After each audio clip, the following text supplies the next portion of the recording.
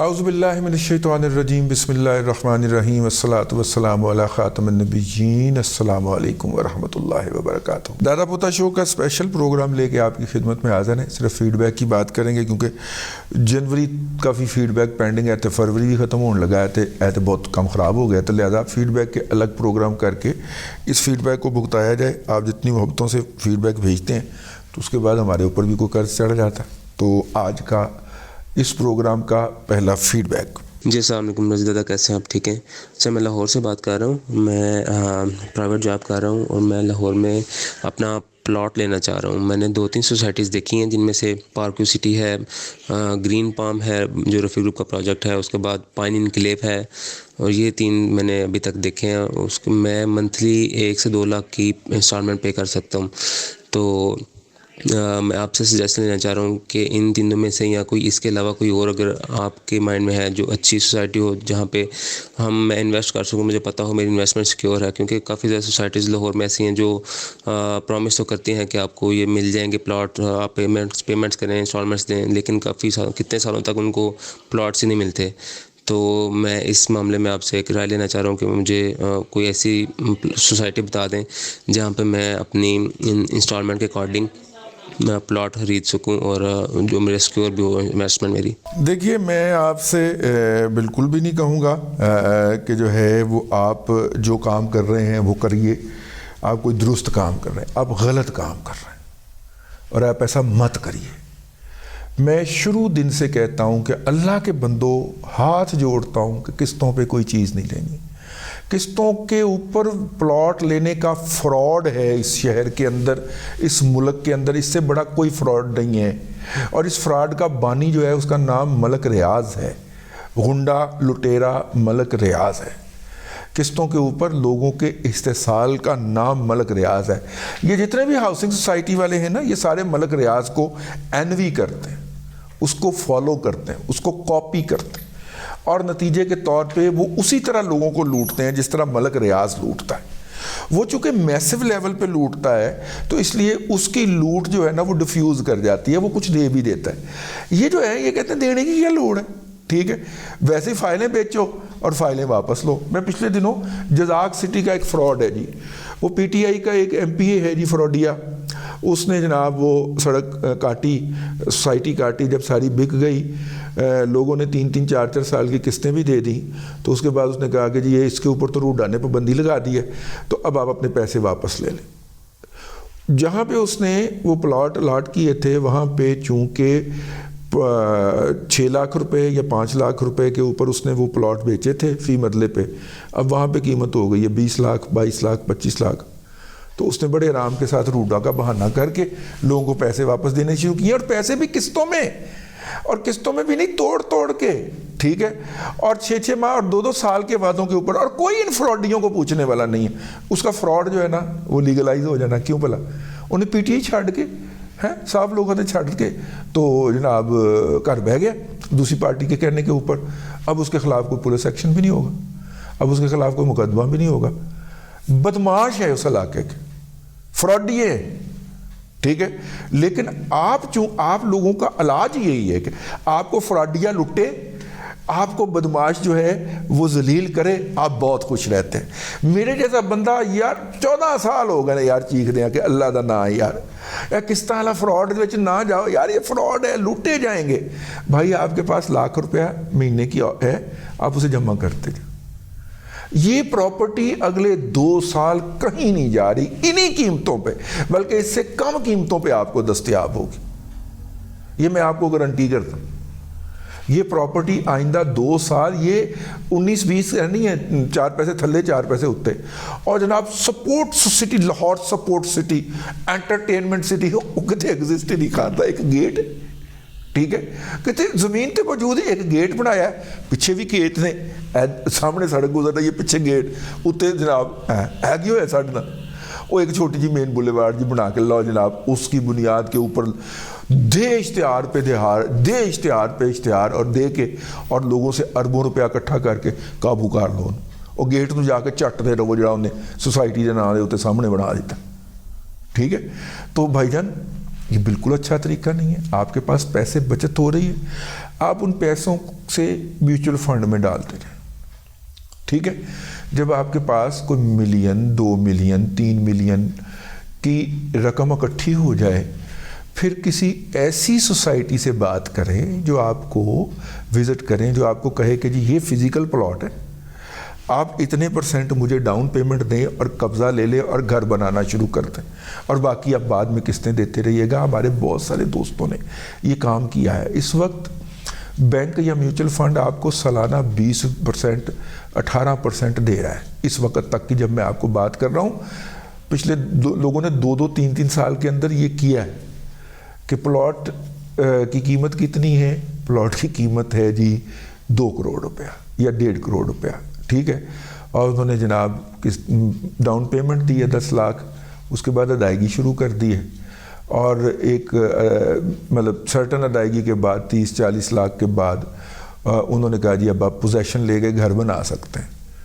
بلکہ کئیوں نے تو جتنی پیمنٹ بنتی تھی نا کہ اتنی پیمنٹ پہ آپ کو ہم پوزیشن دے دیں گے, اتنی پیمنٹ دے کے پوزیشن لے لی ہے. فزیکل پلاٹ کے پیچھے جائیں, فائل کے پیچھے مت جائیے. اگر وہ آپ کو کہے کہ اتھے کر کے ہونا جی, اس کو منہ کے اوپر چماٹا ماریں اور اپنے پیسے جیب میں ڈال کے گھر آ جائیں, ورنہ 2 سال کے بعد 3 سال کے بعد آپ بیٹھے رو رہے ہوں گے. ٹھیک ہے, آپ کو پھر یہ ملنگ یاد آئے گا کہ جس نے کہا تھا کہ پتر قسط والے معاملے 'چ نہیں جانا. اور لاہور کے اندر اس وقت 99.99% قسطوں کے نام کے اوپر فراڈ ہو رہا ہے, اور کر بھی اتنے بڑے بڑے لوگ رہے ہیں کہ جن کے خلاف آپ کی کوئی سنوائی بھی نہیں ہوگی. یہ نہیں کہ قانون دستیاب نہیں ہے بھائی جناب, آپ نے اس سے پیسے لینے کے لیے وکیل کرنا ہے. پہلے تو ایس ایچ او نے تہاڈی نہیں سننی گل, ٹھیک ہے, کیونکہ ایس ایچ او نے تو ادھروں منتری لب دیے, تہاڈے والوں کی لبنا ہے انہوں زیادہ تو زیادہ. اچھا چلو ایس ایچ او نے سن بھی لیا, FIR درج بھی ہو گئی, انہیں تو وکیل کھڑا کرنا 2 کروڑ والا. تہاڈے وکیل نے تہانوں 20,000 روپے وہ 2 کروڑ والے وکیل کے مقابلے سے مقدمہ تو نہیں جیت کے دینا. ٹھیک ہے نا, تو کیوں اس طرح کے کاموں میں پڑتے ہیں؟ فزیکل پوزیشن والا پلاٹ لیں, تب تک اپنے پیسے کسی جگہ پہ جوڑتے رہیں. جب وہ پیسے اکٹھے ہو جائیں 25 30 40 50 لاکھ کی اماؤنٹ ہو جائے, تو پھر اس کو اٹھا کے پراپرٹی میں چلے جائیے گا. 2 سال تو میں دیکھ رہا ہوں کہ اس پراپرٹی کے اندر کچھ نہیں ہونے والا. 2026 تک, 24 میں بیٹھے, 26 تک تو کچھ نہیں ہونے والا. ٹھیک ہے نا, انہی قیمتوں پہ یہ پلاٹ, یہ فائلیں دستیاب ہوں گی آپ کو, بے فکر ہو جائیں. لیکن اگر آپ کا کام ہے, اگر آپ کا دل کرتا ہے رقم روڑنے کا, میں آپ کا کچھ نہیں کر سکتا. میں آپ کے لیے دعا کر سکتا ہوں, اللہ آپ کو ہدایت دے, آپ کے ذہن کھول دے. بھائی یہ جو پیسے آپ کے ہاتھ میں, یہ میں نے نہیں کمائے, یہ آپ نے محنت سے کمائے ہیں, کمانے ہیں. ٹھیک ہے, تو ان کو اچھی طرح سے صرف کریں. یہ فراڈ ہے بھائی, اللہ کا نام مان لو, یہ فراڈ ہے, یہ قسطوں والا فراڈ ہے. نہ جائیں اس کی طرف, مت جائیں. السلام علیکم دادا جی, شہریار بات کر رہا ہوں لاہور سے. سب سے پہلے تو اللہ پاک آپ کو یہ سیکھنے سکھانے کا عمل جو آپ نے شروع کیا ہوا ہے اس کا اجر دے. اور میں آپ کا ریگولر لسنر ہوں, جب آپ FM 98.6 سے کرتے تھے شو, تب سے جو ہے نا میں آپ کو سن رہا ہوں. بڑی خوشی ہوتی ہے آپ کو ابھی تک جو ہے نا سیم انرجی میں دیکھ کے. اور دوسری چیز, سوال میرا یہ تھا کہ میں ایک بیک گراؤنڈ اپنا بتاؤں تو میں 28 ایئرس میری عمر ہے, اور میں نے سول انجینئرنگ کی ہوئی ہے. تو اب میں نے فری لانسنگ شروع کی تھی, اور وہاں سے ارن کیا ہے, آپ کہہ لیں کہ 10 ملینز میرے پاس ابھی اس ٹائم موجود ہیں. تو میرے پاس ابھی 3 آپشنز ہیں, یا تو میں ان کو اسٹاک میں لگاؤں, یا ان کو جو ہے وہ پراپرٹی ان کی لے لوں, کیونکہ میں یہاں پر لاہور میں رینٹ پہ رہتا ہوں, اور میرے ابھی شادی نہیں ہوئی, مطلب ان میرڈ ہوں میں. اور دوسری چیز کہ, اور تیسرا آپشن میرے پاس ہے کہ میں جو ہے نا یہ پیسے لگا کے کسی باہر ملک میں نکل جاؤں. تو آپ ان میں سے کیا سجیسٹ کریں گے؟ اور دوسری چیز یہ دادا جی کہ پچھلے ہی آپ نے کچھ 1-2 ایپیسوڈ پہلے آپ نے بتایا تھا کہ آپ نے کسی کو مشورہ دیا تھا کہ اسٹاک میں انویسٹ کرو, اور اسٹاک میں سے جو انکم ہے اس میں سے آپ پراپرٹی جو ہے نا اس کو جو قسطیں وغیرہ ہوتی ہیں ان کی وہ دیتے رہیں. لیکن جو آج کل ہیں اس طرح کی کوئی چیز ہے نہیں, میں آن گراؤنڈ چیز لینا چاہ رہا ہوں پوزیشن میں. تو اس طرح کی کوئی آپشن مجھے سوٹ نہیں کرے گی. اور دوسری چیز یہ کہ مجھے پلاٹ میں جو ہے انویسٹ کرنا چاہیے یا جو ہے نا وہ گھر کے لیے انویسٹ کرنا چاہیے, مطلب گھر لینا چاہیے یا پلاٹ لینا چاہیے, کیونکہ کنسٹرکشن کاسٹ جتنی بڑھ گئی ہے تو جو ہے وہ آپ اس میں سے مجھے گائیڈ کر دیجیے گا. دیکھیے پہلی بات تو یہ ہے کہ طریقہ وہی ہے جو آپ نے مینشن کر دیا اس کے اندر, نمبر 1. نمبر 2, ابھی آپ سے پہلے ہی میں ایک فیڈ بیک میں بتا کے ہٹا ہوں کہ پراپرٹی اگلے 2 سال کہیں نہیں جانے لگی, لیکن آپ کا کیس ڈیفرنٹ ہے کیونکہ آپ نے اپنی رہائش کے لیے لینا ہے. اب اگر شہر کے اندر آپ لیتے ہیں تو جتنے پیسے آپ کے پاس ہیں اس کا تو 5 مرلے کا پلاٹ بھی نہیں آتا, 10 ملین 1 کروڑ روپے کا نہیں آتا نا, ٹھیک ہے. اس لیے آپ نے ملٹی ڈائمینشنل سوال پوچھے ہیں تو میں ملٹی ڈائمینشنل جواب دے رہا ہوں, لیکن 1 کروڑ کے اندر تھوڑی بہت جمع تفریق کر کے شہر سے تھوڑا سا ہٹ کے کنال کا فزیکل پلاٹ ضرور مل جائے گا آپ کو, 1.5-2 کے درمیان آپ کو مل جائے گا. اور اگر آپ کی آؤٹ سورس وہ کیا ہے فری لانسنگ سے آپ کو یقین ہو کہ اگلے 1 سال کے اندر آپ اس کو کروڑ کے اندر کروڑ اور ڈال سکتے ہیں, تو آپ کو بڑے پلاٹ کی طرف جانا چاہیے, ٹھیک ہے, نمبر 1. اور اس مین وائل کرایہ دیتے رہیں, اس کو ہولڈ کریں, ابھی کر لیں, کچھ عرصے کے بعد کر لیں گے, یہ اسی رینج کے اندر ہی پلاٹ گھومتے رہیں گے, پہلی بات.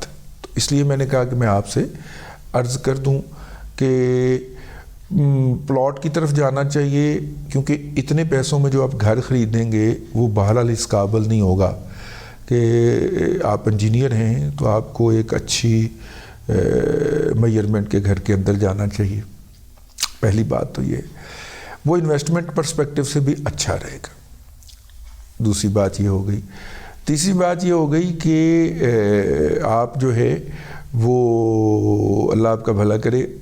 دیکھیے باہر جانا اور وہاں پہ جا کے آباد ہونا کوئی مذاق نہیں ہے کہ آپ منہ اٹھا کے باہر چلے جائیں. آپ نے یہ سوسائٹی, یہ رشتے, یہ تعلقات, یہ ماحول چھوڑ کے ایک نئے ماحول میں جانا ہوتا ہے, اس لیے کہ آپ یا آپ کے بچوں کا مستقبل وہاں پہ آپ کو اچھا نظر آ رہا ہوتا ہے. کیا آپ نے یہ انالیسس کر لیا ہے؟ اپنے ساتھ بیٹھیں اور اپنے آپ سے پوچھیں کہ کیا آپ وہاں پہ جو ہونے والا ماحول ہے کیا آپ اس ماحول سے ایگری کرتے ہیں؟ اگر آپ ایگری کرتے ہیں تو پھر یقیناً اس کے اوپر پھر تھاٹ پروسیس شروع کیجئے. اب دیکھیے نا, میں آپ کے بہاف کے اوپر تھاٹ پروسیس نہیں کر سکتا کیونکہ مجھے آپ کے مروزی حالات کا نہیں پتہ.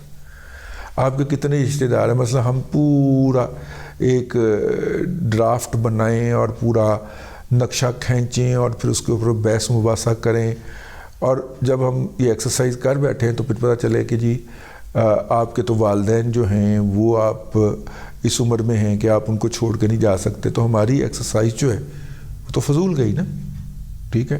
تو ہر بندے کو اپنے معروضی حالات پتہ ہوتے ہیں, نمبر 1. نمبر 2, بہت سارے لوگ نئی سوسائٹیز میں جا کے ایڈجسٹ نہیں ہوتے. نمبر 3, بہت سارے لوگوں کو وہاں پہ جا کے پتہ چلتا ہے کہ پاکستان میں تو کام نہ کر کے بھی گزارا ہو سکتا تھا, ایسے جو کام کیتے بغیر گزارا نہیں ہے. ان کو پھر پاکستان کی یاد آ جاتی ہے, ان کے دل میں پھر حب الوطنی جاگ پڑتی ہے, وہ واپس کو بھاگتے ہیں اور بھاگتے ہیں. یہ کینیڈا سے کئی لوگ چھوڑ کے آ رہے ہیں, برطانیہ سے تو بہت آ رہے ہیں, ٹھیک ہے. کیوں؟ وہاں پہ مہنگائی ہو گئی. یہاں سے ڈر کے بھاگے تھے کہ وہاں پہ کام کریں گے, ٹھیک ہے, اس کا صحیح افزانہ ملے گا اور اس افزانے سے وہ جو ہے وہاں پہ ایک سکون کی زندگی گزاریں گے.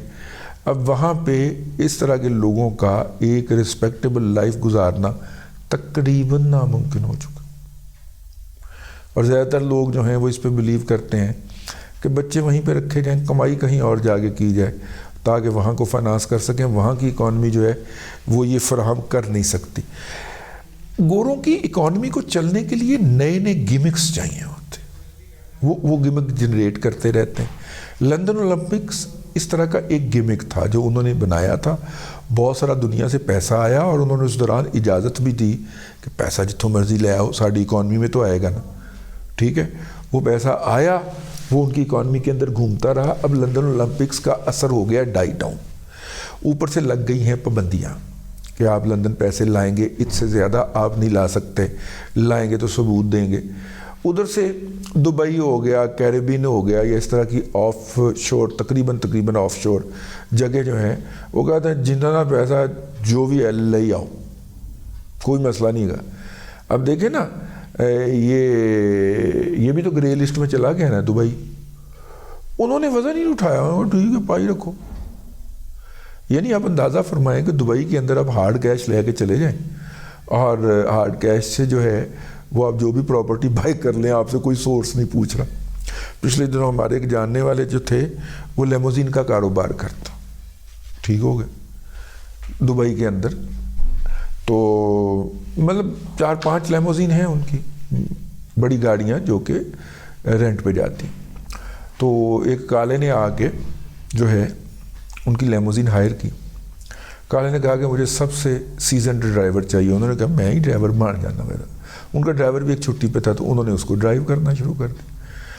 اب وہ اس نے اتنا بڑا بیگ ڈالروں کا بھر کے رکھا ہوتا تھا, پچھلی سیٹ کے اوپر سگار وہ پی رہا ہوتا تھا کالا جو ہے, اور وہ جناب فلانی جگہ پہ چلو وہاں پہ جاتے تھے, وہاں سے وہ کچھ لوگ آتے تھے, وہ اس کو کوئی چیز دیتے تھے, وہ اس کو ڈالر دیتا تھا اور وہاں سے چل پڑتے تھے. پھر یہاں پہ جاتے تھے کسی جگہ کے اوپر.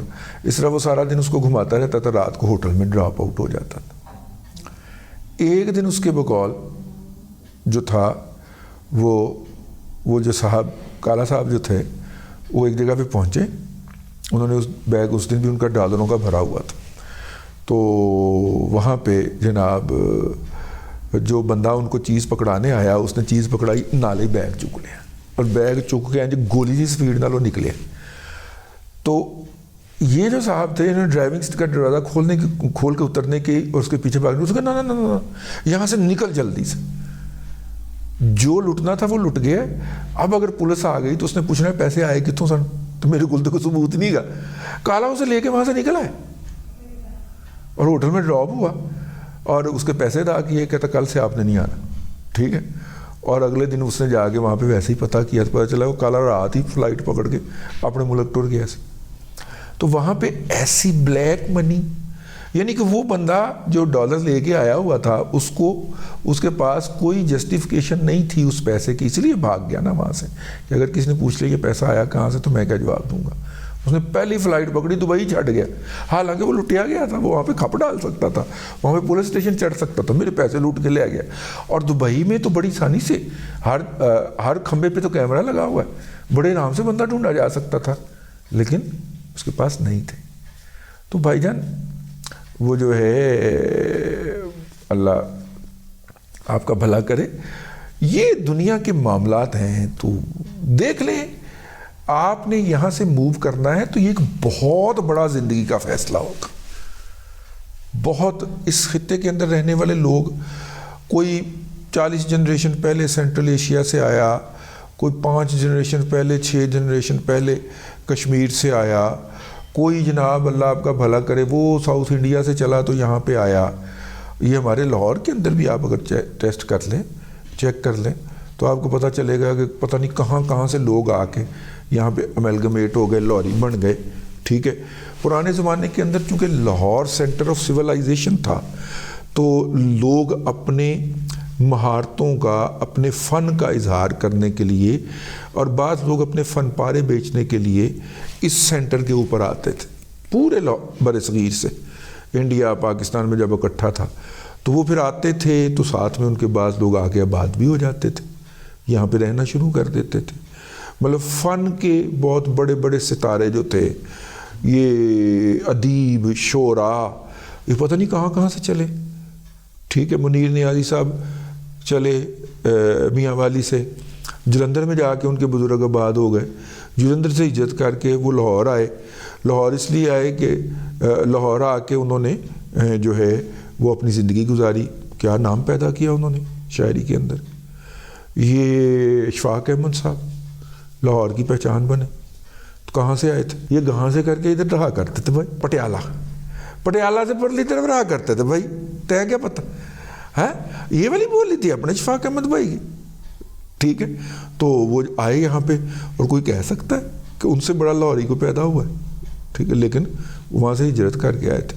اسی طرح بہت سارے ہمارے کشمیری جو ہیں تیسری چوتھی نسل پہلے ہی کشمیر سے آئے ہوں گے. بزرگ انگریزوں نے کشمیر بیچا مہاراجا کو تو انہیں شک پڑ گیا کہ کہیں وہاں کی اشرافیہ جو ہے وہ بغاوت نہ کر دے, تو وہاں کی اشرافیہ کو انہوں نے لاہور اور امرتسر کے ارد گرد بڑی بڑی زمینیں الاٹ کر دیں, 1000 ایکڑ 2000 ایکڑ 5000 ایکڑ.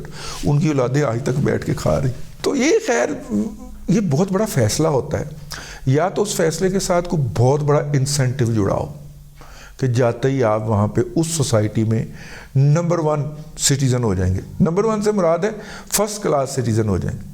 تو اگر ایسا ممکن نہیں ہے تو پھر ہمیں چھان بین کے پوری طرح اس طرح کا فیصلہ لینا چاہیے تاکہ وہ فیصلہ ریورس نہ کر سکے, کیونکہ یہ اتنا بڑا فیصلہ ہے کہ ایک دفعہ یہ فیصلہ زندگی میں ریورس کرنا پڑ گیا یا نظر ثانی کرنی پڑ گئی, اٹھتے اٹھتے آپ کی باقی زندگی گزر جانی ہے.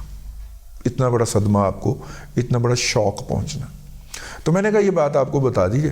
اب تک کے لیے اتنا ہی. اگلے ولاگ کے اندر پھر حاضری ہوگی. اللہ تبارک و تعالیٰ آپ کو آسانیاں عطا کرے اور آسانیاں خلق خدا میں تقسیم کرنے کی توفیق عطا کرے.